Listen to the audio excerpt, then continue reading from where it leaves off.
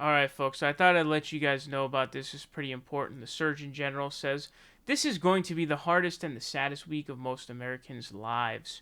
So this is really the peak. And so I really wanted to make this video to tell you, please stay home.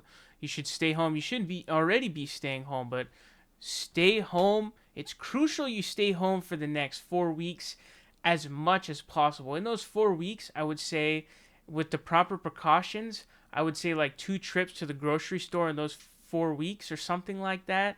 Very brief or okay. I think that's okay if you got to do that. But again, you don't want to give yourself too many of these. You want to do like really bare bones type of like, okay, I really am like low on groceries. Got to go cop groceries, you know? But this is the crucial time to stay home. So please, I'm begging you to stay home.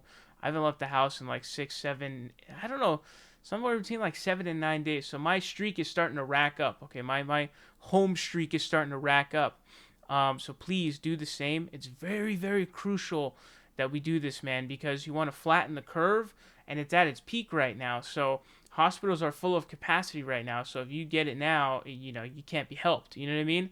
Um, and so you want to stay safe, you want to stay alive.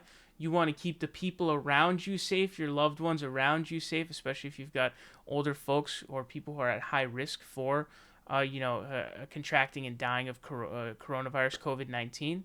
So you don't want to do that. So it's crucial that you stay home. We all see what's going on in New York. I really have prayers going out to New York, people in New York, because it looks like complete disaster over there. A lot of population density seems to be the cause of that. But here in California, I'm actually surprised because I haven't checked yesterday's numbers, but the day before yesterday, we only had like 40 new deaths, which I was like, I'm still shocked by that.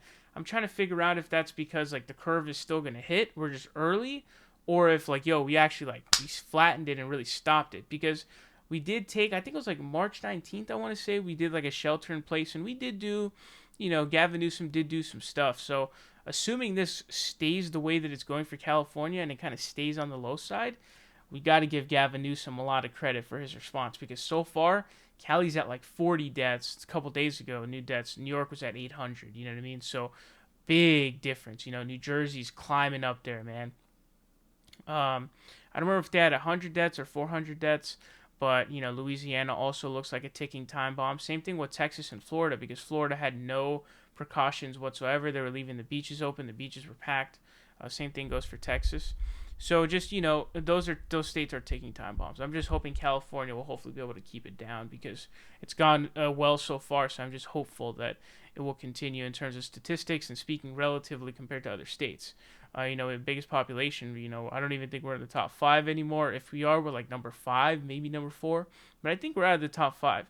But it says U.S. Surgeon General Jerome Adams warned Sunday amid the coronavirus pandemic that the week ahead would be, quote, the hardest and the saddest of most Americans' lives. This is going to be the hardest and the saddest week of most Americans' lives. This is going to be our Pearl Harbor moment, our 9/11 moment, only it's not going to be localized. It's going to be happening all over the country. He added, however, that there, quote, is a light at the end of the tunnel if everyone does their part for the next 30 days. So for the next 4 weeks, you really want to hunker as much as possible. I think 2 exits are fair in those 4 weeks, but I think you especially want to chill at home for the next 2 weeks. And then if after that, you're totally fried. It's a little bit different. But the next 2 weeks, dude, go hardcore, man. I'm telling you, don't leave the house even once. Don't do it. So, really important stuff going on here. Really crazy stuff going on in the world and the country as well.